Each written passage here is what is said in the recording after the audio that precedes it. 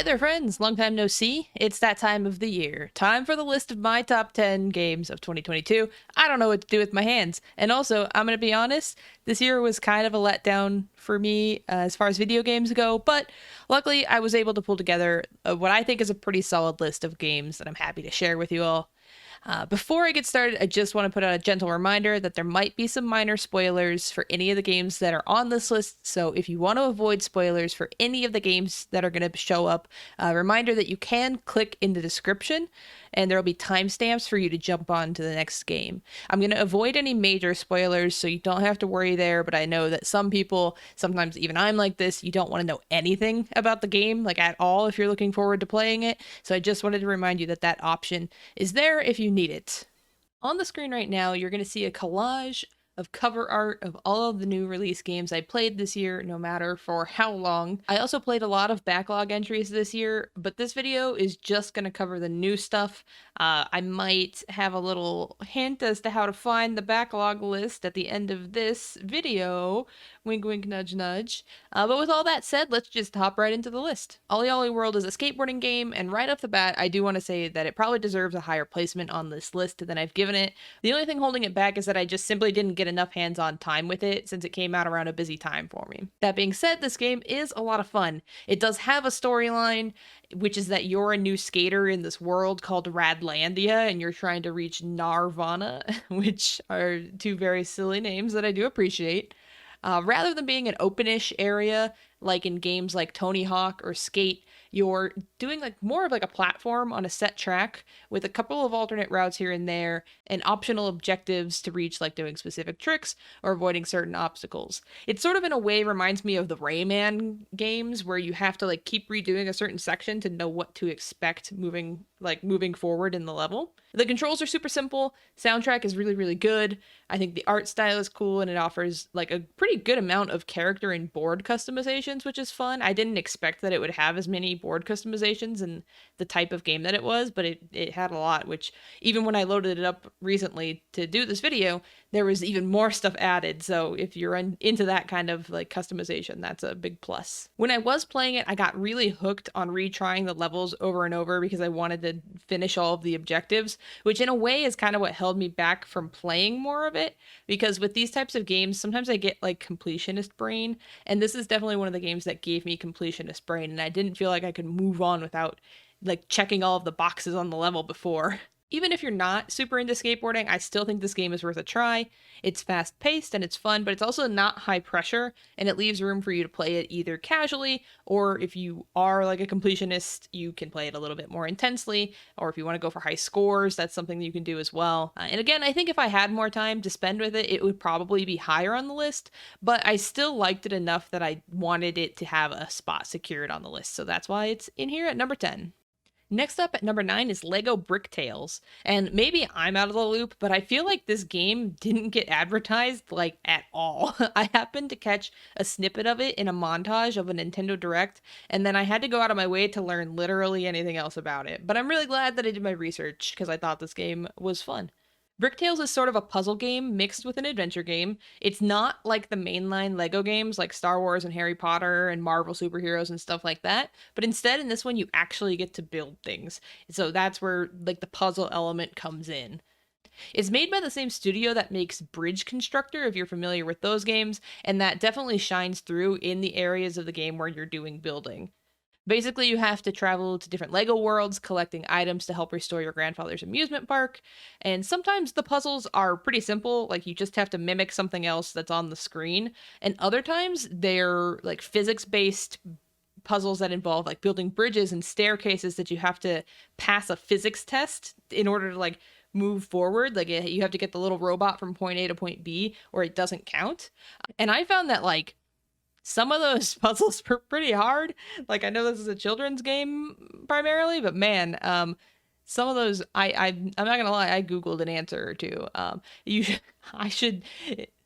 I really should have captured footage of this monstrosity of a fire escape that I built. It looks truly awful, but it passed the test, and that's all that really matters. At first, I thought it would be kind of a free for all and you'd get to build with whatever you wanted, but as it actually turns out, you get a limited selection of pieces in like a piece bank. And then after you pass it the first time, then you can go back and unlock a sandbox mode for that particular puzzle and customize it with different pieces of different colors. A lot of the pieces and colors have to be unlocked in game, which you get like in game currency by doing collectibles, but you can also get a fair amount of those collectibles without much effort. So it's not like they're behind a huge wall or anything. You can unlock plenty of pieces and colors with, minimum effort. Even though it's not like the mainline Lego games that you're used to, it does still have that same humor, and I found it pretty fun to play. A couple of things that brought this game down for me as I went along. The first is that I started playing this game on Steam Deck with a controller, and I have to say that I found the controller-based controls to be like really awful, and I had to switch back to mouse and keyboard, so I went back to playing it at my desktop. I personally am more comfortable with mouse and keyboard, so your mileage might vary on that, but I found that it was pretty difficult to control the building with a controller. The biggest hit for me, though, was the last world in this game, which is like a pirate cove. And that world just goes on and on for way too long. It felt like filler. It was genuinely just trying to drag the game out as long as they could. And it was just an unnecessary set of puzzles. And I thought that was where some of like the needlessly difficult builds came in. And it just kind of ended the game with a bit of a whimper for me. But the first like 60% of the game was really, really fun. And I think if you like Lego, it's still a decent playthrough. More importantly, it's only $30 and it took me about 10 hours to finish, which I think that is pretty right on target for being what I would consider worth it. Ranking 8th on my list this year is Stray. Stray is kind of an interesting one for me because I really wanted to like it more than I did. I was pretty excited for it when I first saw the trailer a couple of years ago, like most everyone was, but then the internet did that thing where they super overhype something and it kind of killed my interest in it a little bit. But then I saw that it was available on PlayStation Plus if you had the mid-tier subscription as a free game. So after a couple of months of it being out, I finally gave it a try on my own time. In case you don't know, Stray is a game where you play as a cat in a sort of post-apocalyptic world. The setting kind of reminded me of the Midgar slums from Final Fantasy VII. The gist is that you fall down into this world below and you befriend these robot people, including a little robot that reminds me of the movie Batteries Not Included. If you haven't seen that, probably isn't good in retrospect, so don't watch it, but yes, watch it.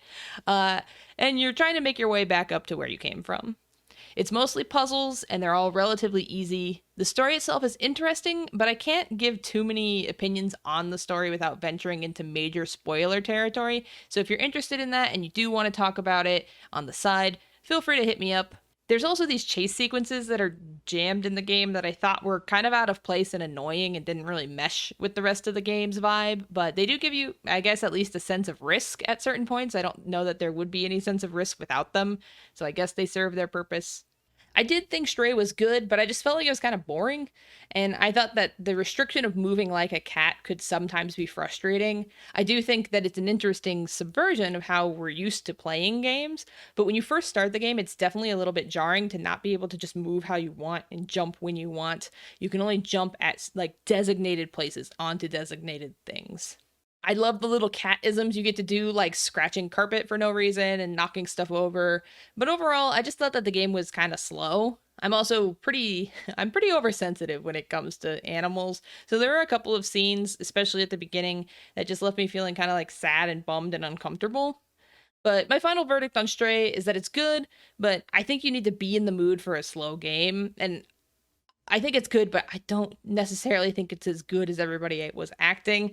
For me, it's not Game of the Year nomination material, but it's still worth a play. 7th on the list is Bayonetta 3. If you know me from my Twitch stream, you might be a little shocked right now to see Bayonetta showing up so low on the list, because I really did love the first two games. I was very excited for Bayonetta 3 for a long time, and I think that maybe that played some part of the disappointment that this game ended up having for me. But, I mean, it was pretty disappointing for me. The story of Bayonetta 3, like the previous games, is absolute gobbledygook, but still somehow managed to be so offensively bad to me that it rounded the corner from, I don't really care about the story in these games, to I hate this story. Without getting into major spoilers, I think that they really misunderstood what people like about literally all of their characters and misplayed their hand pretty badly. Normally, the nonsense stories in these games are lifted up by the gameplay and combat, but even that took a hit in Bayonetta 3. There's long stretches of levels where there just isn't anything going on, or you're just having to do platforming or puzzling, and that's really not what I want in my Bayonetta games. The parts where I did get to play as Bayonetta in combat are great. I would say probably some of the best in the series, but they're so few and far between that it's hard to find a rhythm, and especially because you're constantly switching between Bayonetta and Viola, and even occasionally this like weird side-scrolling game with Jean. I won't even get into Viola because that could be a whole video in and of itself, but just know that I do not like her. I don't like the way she plays, or looks, or talks, or exists. No Viola for me, please. Why is this game even on the list, you might be asking yourself? Fair question. I do think it really hits like high highs alongside its low lows. There's a rhythm game section that was like the highlight of my gaming year, like entirely on its own. As mentioned, Bayonetta herself controls really well, and I like a lot of her new weapons, like the spider one in particular, the yo-yo thing, is so fun. I think the music is amazing, and there is some fan service stuff snuck in, especially near the end, that I'm a big sucker for. So I didn't completely hate the game, but it just ended on such a sour note that my knee-jerk reaction when I talk about it is a grumpy one, but I did still have enough fun for it to be on this list, and that's why it's here. But just, I'm a little bit of an unhappy camper with it, but not entirely. I'll get over some of it, I'm sure. The game in 6th place this year is one called Lost Nova. I got this game for free on a whim from one of those key distribution sites, and honestly, I didn't think much of it or have any expectations. I just thought it looked cute. I didn't realize that it's actually by the developers of Forager, which was one of my top 10 games in 2019, and I'd still highly recommend. Lost Nova, though, is more story-based than Forager, which is more collecting and crafting. This game is more of an exploration game than it is crafting. There is some minimal crafting and collecting, but overall it's more about the story than anything else. The story is that you're a workaholic who crash lands on a strange planet, and you have to figure out how to rebuild your ship to get home. It's a wholesome little game, and it has a nice message about making sure to take time for yourself, and I just had a really nice time with it. I even went back after I finished, and I 100%ed it, got all the achievements just because it was relaxing to play, and I didn't find it a chore to do these optional things. There's some corny humor, but I still thought it was a little funny, and it has some very, very casual puzzles in it, like that. It's not difficult puzzles at all. It's pretty accessible for anybody to play for those reasons. It's really short. It's only $15. If you like this type of game, I think it would be good to pick up on sale. I think maybe $15 is it's fair, but I think maybe it could sneak down to 10. But it's a fun game. I enjoyed my time with it. Nothing really bad to say about it. Order a pizza and climb into your nearest sewer, friends, because number 5 on the list is Teenage Mutant Ninja Turtles: Shredder's Revenge. This game making the list could not come as a bigger surprise to anyone than it did to me. I am notoriously awful at beat 'em ups, and I almost always give up on them immediately because I'm really bad at them. Like, I'm not overselling this. I'm terrible at them. But this game renewed my interest in them. So the plot is your typical Ninja Turtles fare. The Foot Clan and Shredder are back. They're rebuilding Krang with the help of a lot of familiar villains. You can play as any of the 4 turtles, April O'Neil, Splinter, and then you can unlock Casey Jones. It has a killer soundtrack. It even has, like, I think Ghostface Killah is on a track, which is crazy to me. It's one of the best soundtracks of the year for me. And it's really, like, this game is just so much fun. I had to play it on easy because, again, bad. And even then, I was still kind of struggling until I happened to buy an arcade stick for the first time in my life. And I tried it out with this game, and all of a sudden, everything started to come together better for me. I felt like this game was really a labor of love by the developers that's up there with the likes of Sonic Mania and the Tony Hawk 1 and 2 remaster, where, like, it seems like they just really understood the source material and what people liked about it, but also were able to adapt it well to modern expectations. I'm also pretty sure that the original voice actors from the cartoons do the voices in this, which is really awesome. I hope I'm right about that. If not, wouldn't that be cool? The only downside is that it's a little bit short, but if you're bad, like me, it'll take you plenty of time. Plus, you can play as every character, and I think that you get a slightly different ending for each time you beat it with a different character. Again, I didn't really expect to like this game as much as I did. I actually didn't buy it. I got a free key for this one as well. But even then, when I went back to capture footage for this video, I was just having so much fun. I had to make myself stop playing it. So I really loved this game. It's so much fun. Cowabunga, dudes. Number 4 on the list is Vampire Survivors. You thought you'd get through a top 10 list of mine without a roguelike showing up? Guess again, sucker. So, Vampire Survivors is a roguelike, and it's really simple. You just survive as long as possible. Depending on which character you pick, you start with a weapon, and then you kill monsters to level up, and you pick up and upgrade more weapons. As time goes on, the enemies get stronger, and even more of them show up. Stages tend to max out at about 30 minutes, so that's your ultimate goal, but the point remains the same. Just don't die. That's the goal. It's really, really addicting to play, and there's quite a few stages and characters to unlock, plus there's all sorts of weapon synergies to figure out and bonus levels you can unlock.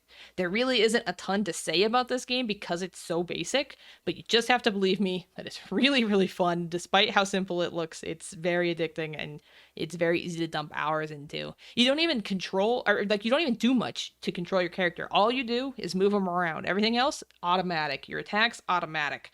You just move around and avoid enemies. I'm confident this was a game genre before, but this is the first one like it that I've played, and a bunch of knockoffs have come out since its success. Best of all, it is literally only $5. It's a $5 game. I'm pretty sure that it also just came out on mobile, so even if you don't have a PC or a console, you can still play it, and you should. Well, howdy, partner. My number 3 game of this year is Frog Detective 3: Corruption at Cowboy County. In case you've never seen the Frog Detective series, it's pretty self-explanatory. You're a frog who's a detective, and you're out to solve low-stakes mysteries.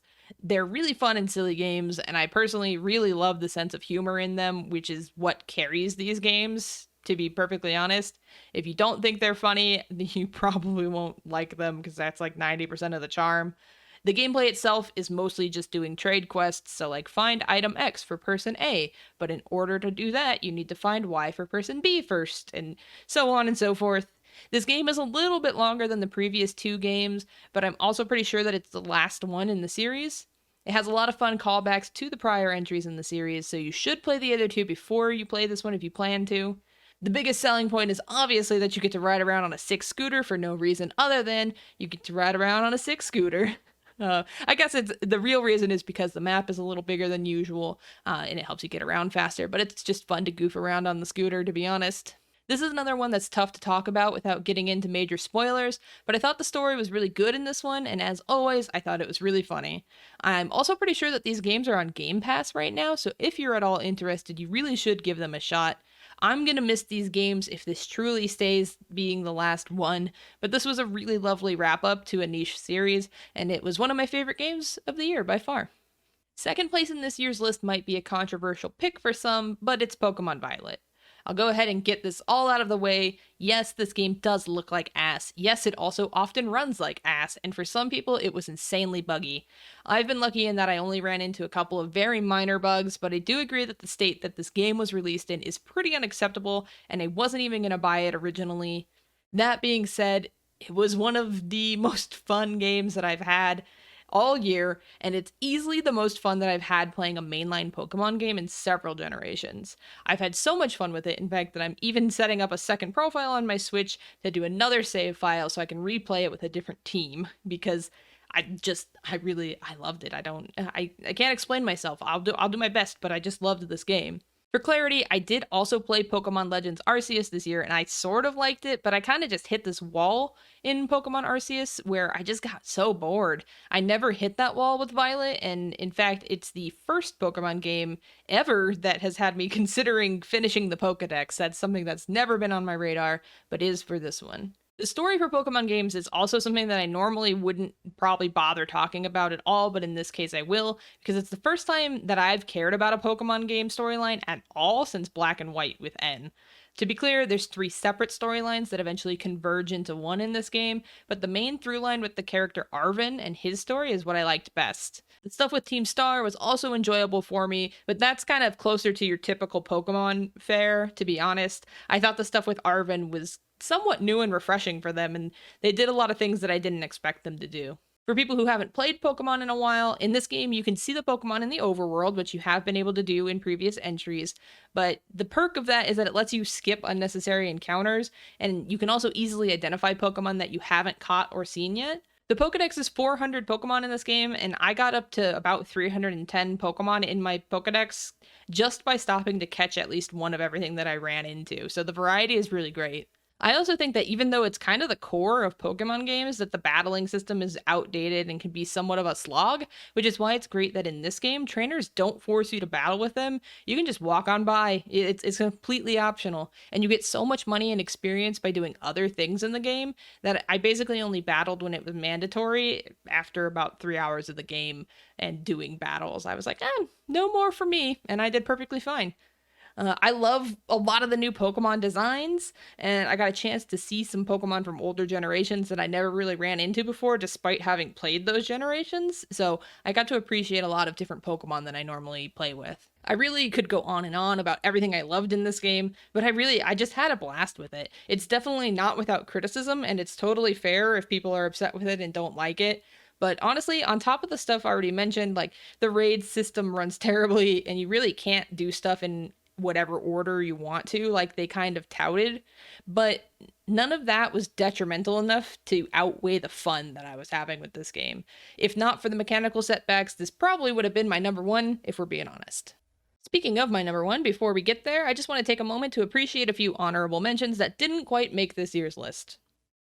The first of these is the Stanley Parable Ultra Deluxe. In case you don't know, this is a remaster of the 2013 game The Stanley Parable, and it just has some new content added in. If you've never played The Stanley Parable, this is well worth the purchase, and I really recommend it. If you already have played The Stanley Parable, I don't think this is worth the price.